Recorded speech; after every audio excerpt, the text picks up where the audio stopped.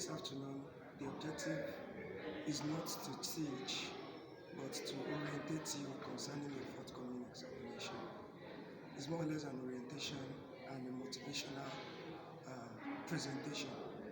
First and foremost, the timetable has been released. There is nothing, absolutely nothing that you can do about it.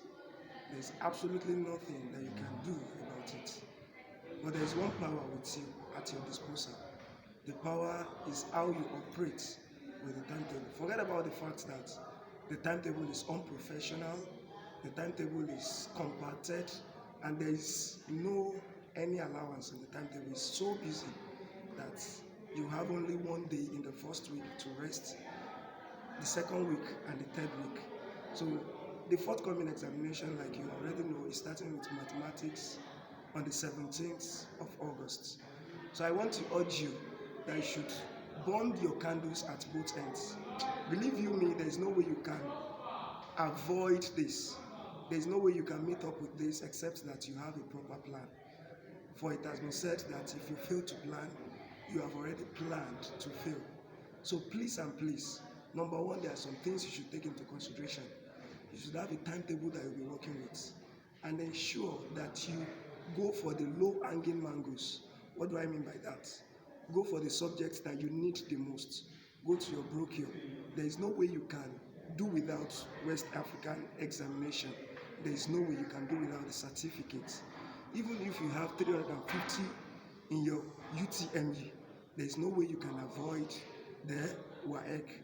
So listeners and viewers, please go for the subjects that you know that you are supposed to present for your admission. For instance, if I'm a science student, I'll be in need of 5 major subjects: chemistry, biology, physics, mathematics, and English.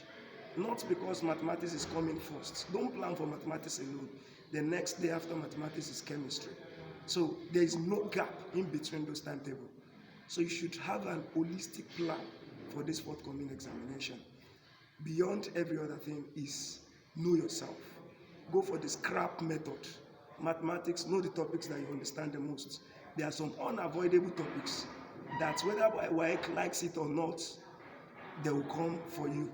And in chemistry, there are some unavoidable subjects, physics, for every other subject like that. So if I were you, I would go for the lower hanging mangoes. Go for the subjects that you needed the most and lay more emphasis on those subjects. What I mean by that is that your weakening points, address your weakening points and go for your strengths. Go for your strengths and do not give examination malpractice a chance. Shun it. There is no reason why you should engage in examination malpractice. Of course, you can write examination 2, 3, or 4 times. There is no iota of sickness or blemish on you if you are writing examination for 2, 3, or 4 times.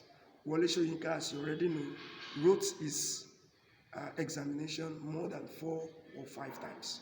So please listen and go for the best. Shoot in the best kind of form you can shoot.